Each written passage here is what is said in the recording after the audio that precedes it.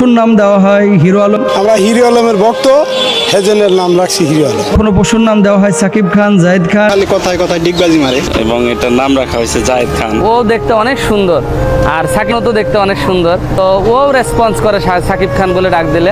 হাওলা ওয়ালা কুওয়াতা ইল্লা বিল্লাহ। এই ধরনের নাম যে পশুর নামের সাথে, কোরবানির পশুর সাথে যারা জোড়ায়, এরা মানুষ না অমানুষ। কোরবানির পশুটা কি জানেন? এই পশুটাও কিয়ামতের ময়দানে আল্লাহর সামনে দাঁড়াবে। কারণ কি? সে তার গলাটাকে পেতে দিয়েছে কোরবানির জন্য। তো কোরবানির পশুটা তো একটা ইবাদতের পশু। আপনি এই পশু নায়িকার নাম, ভারতের স্টারদের নাম, সেলিব্রিটিদের নাম সম্পূর্ণরূপে হারাম। যারা এই কাজগুলো করে, আপনাদেরকে একটা কথা বলবো, যদি তামাশা করতেছেন কেন? আপনি পশুর নাম দিচ্ছেন এরকম নায়কের নাম, দেখেন কোন পশুর নাম এরকম নায়ক নায়িকাদের নামের সাথে মিলিয়ে দিচ্ছেন, এই পশু নেবেন না। কারণ কি? এটার ভিতরে রিয়া থাকে। ওই নিউজ চ্যানেলগুলো কিন্তু এর পেছনে 22 লাখ টাকা হিরো আলমের দাম এরকম বলে, জায়েদ খানের দাম এত টাকা। এই যে এই কথাগুলো বলে বলে চ্যানেলগুলোর বিভিন্ন কাভারেজ নেয়, পরে মানুষজন ওই যাওয়ার পরে এরকম একটা টেন্ডেন্সি থাকে যে জায়েদ খান